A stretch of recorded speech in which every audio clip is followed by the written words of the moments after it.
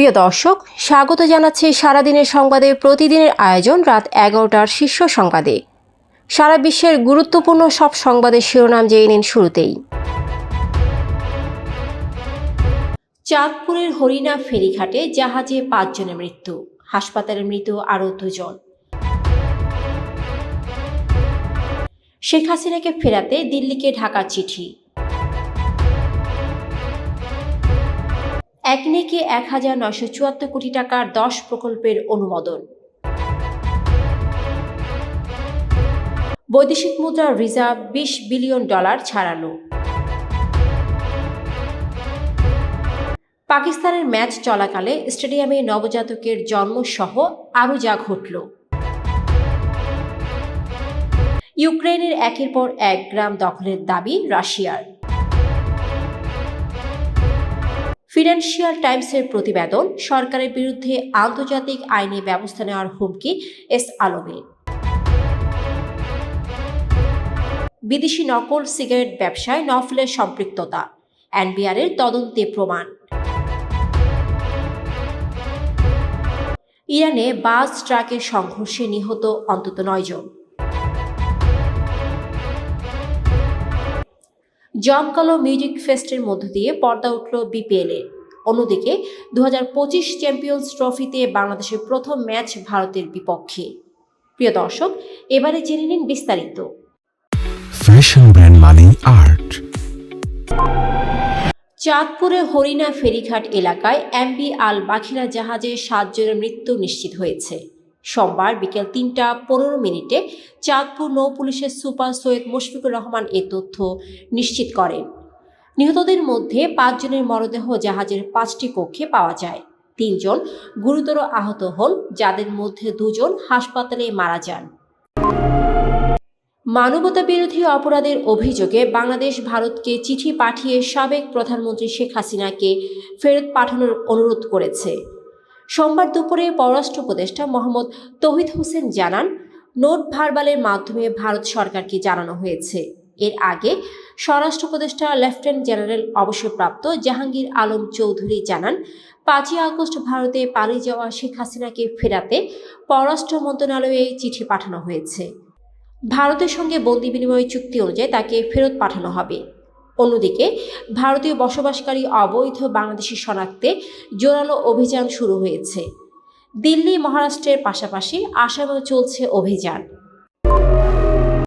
জাতীয় অর্থনৈতিক পরিষদের নির্বাহী কমিটির সভায় 10টি প্রকল্প অনুমোদন দেওয়া হয়েছে। প্রকল্পগুলো বাস্তবায়নে মোট ব্যয় হবে 1974 কোটি 30 লাখ টাকা।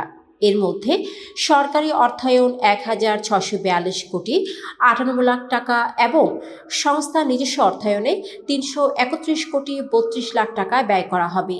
সোমবার একনেকের সভায় এই অনুমোদন দেওয়া হয়।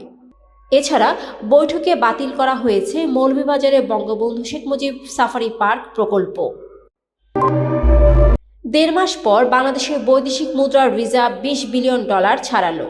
22 ডিসেম্বর রেমিটেন্স প্রবাহ বৃদ্ধির কারণে রিজার্ভের পরিমাণ বেড়ে $24.84 বিলিয়ন হয়েছে, যা BPM-6 অনুযায়ী $20 বিলিয়ন ছাড়িয়েছে। তবে ব্যয়যোগ্য রিজার্ভ এখনও 15 বিলিয়নের নিচে রয়েছে। 6 নভেম্বর রিজার্ভ $20 বিলিয়ন থাকলেও ডিসেম্বরের প্রথম সপ্তাহে তা $19 বিলিয়ন নিচে নেমে যায়। 19 ডিসেম্বর রিজার্ভ ছিল $24.95 বিলিয়ন এবং IMF-এর পরামর্শে তা ছিল $19.95 বিলিয়ন। জোহানেসবার্গে দক্ষিণ আফ্রিকাকে ওয়ানডে সিরিজে 3-0 হোয়াইট ওয়াশ করেছে পাকিস্তান। সিরিজের শেষ ম্যাচে 36 রানে জয়লাভ করে মেড ইন গ্রিন। ম্যাচ চলাকালে ওয়ান্ডারলান্ডস স্টেডিয়ামে একটি বিচিত্র ঘটনা ঘটে। এক পর্যায়ে স্টেডিয়ামের জায়ান্ট স্ক্রিনে একটি বার্তা ভেসে ওঠে, যা ছিল, বোলিংয়ে আপনাদের ছেলের জন্মের শুভক্ষণে অভিনন্দন মিস্টার এবং মিসেস রাবে। জানা যায়, ম্যাচ চলাকালে স্টেডিয়ামের মেডিকেল সেন্টারে ওই শিশুর জন্ম হয়। রাশিয়া ইউক্রেনের পূর্বাঞ্চলীয় স্টোরোজেভোয়ে গ্রামে দখল নিয়েছে, যা ভেলিকা নভোসিল্ক শহরের কাছাকাছি অবস্থিত। রাশিয়ার প্রতিরক্ষা মন্ত্রণালয় জানিয়েছে তারা আরও একটি গ্রামে দখল নিয়েছে। পূর্ব ইউক্রেনের দনেৎস্ক অঞ্চলের পূর্ণ নিয়ন্ত্রণ নিতে রাশিয়া লড়াই অব্যাহত রেখেছে। এর আগে রাশিয়া কোস্তিয়ানতিনোপলস্কে গ্রাম দখল করেছে এবং কুরাখোভ শহরের কাছে আক্রমণ চালিয়ে ঘিরে ফেলার চেষ্টা করছে। রয়টার্সের প্রতিবেদনে বলা হয়েছে, রাশিয়া জানুয়ারির মধ্যে ইউক্রেনের আরও গ্রাম দখল করতে পারে। ক্ষমতাচ্যুত আওয়ামী লীগ সরকারের সুবিধাভোগী ব্যবসায়ী গ্রুপ এস আলমের চেয়ারম্যান মোহাম্মদ সাইফুল আলম বাংলাদেশের অন্তর্বর্তী সরকারের বিরুদ্ধে আন্তর্জাতিক আইনি পদক্ষেপ নেওয়ার উদ্যোগ নিয়েছেন। তিনি অভিযোগ করেছেন, সাবেক প্রধানমন্ত্রী শেখ হাসিনা ক্ষমতাচ্যুত হওয়ার পর বর্তমান সরকার তার সম্পদ জব্দ ও বিনিয়োগে হস্তক্ষেপ করেছে, ফলে তিনি আর্থিক ক্ষতির শিকার হয়েছেন।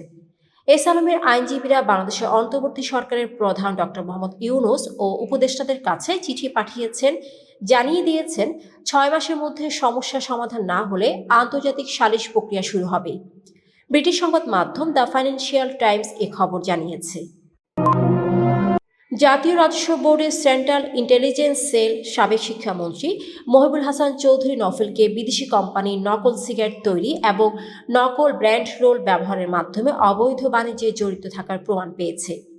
এনবিআরের 111 পৃষ্ঠার প্রতিবেদনে বলা হয়েছে, নকল সিগারেট ও ব্র্যান্ড রোল তৈরির সঙ্গে জড়িত 20টি প্রতিষ্ঠানের মধ্যে বিজয় ইন্টারন্যাশনাল টোবেকো এবং তারা ইন্টারন্যাশনাল টোবেকো অন্যতম। এসব প্রতিষ্ঠানের মিথ্যা ঘোষণায় কাঁচামাল আমদানি করে কিশোরগঞ্জ ও চট্টগ্রামের চকরিয়ার কারখানায় নকল সিগারেট তৈরি করে, যা পরে দেশের বিভিন্ন স্থানে বিক্রি করা হয়। ইরানের দক্ষিণ পূর্বাঞ্চলীয় সিস্তান বেলুচিস্তান প্রদেশে জ্বালানিবাহী ট্রাকের সঙ্গে বাসের সংঘর্ষে অন্তত 9 জন নিহত এবং 13 জন আহত হয়েছেন। সোমবার বেলুচিস্তানের একটি মহাসড়কে এই দুর্ঘটনা ঘটে। ইরানের রাষ্ট্রায়ত্ত বার্তা সংস্থা IRNA জানায়, একদিনের ব্যবধানে এটি দ্বিতীয় সড়ক দুর্ঘটনা। সিস্তান বেলুচিস্তান প্রদেশের রেড ক্রিসেন্ট সোসাইটির প্রধান মোহাম্মদ মেহেদি সাজ্জাদি জানান, জাহিদান এলাকার কাছে ট্রাক বাস সংঘর্ষে প্রাণহানির এই ঘটনা ঘটে। বিপিএল 2025 আসরের উদ্বোধন হলেও মাঠে লড়াই শুরু হতে সপ্তাহখানেক বাকি, তবে দর্শক টানতে বিসিবি মিউজিক ফেস্টের আয়োজন করেছে। কনসার্টটি বিকাল 3টা 50 মিনিটে শুরু হয় এবং প্রধান আয়োজনে শুরু আগে AF হাসান আরিফের মৃত্যুতে 1 মিনিটের নীরবতা পালন করা হয়। অন্যদিকে আইসিসি চ্যাম্পিয়ন্স ট্রফি 2025 শুরু হবে 19 ফেব্রুয়ারি এবং বাংলাদেশের প্রথম ম্যাচ 20 ফেব্রুয়ারি ভারতের বিপক্ষে দুবাইয়ে অনুষ্ঠিত হবে। দর্শক, এতক্ষণ আমাদের সাথে থাকার জন্য ধন্যবাদ। প্রতি মুহূর্তে দেশ বিদেশের গুরুত্বপূর্ণ সব সংবাদ জানতে ভিজিট করুন www.সারাদিনেরসংবাদ.com ও চোখ রাখুন সারাদিনের সংবাদের অফিসিয়াল ফেসবুক পেজে। Fashion brand money art. Men's, ladies and kids wear art.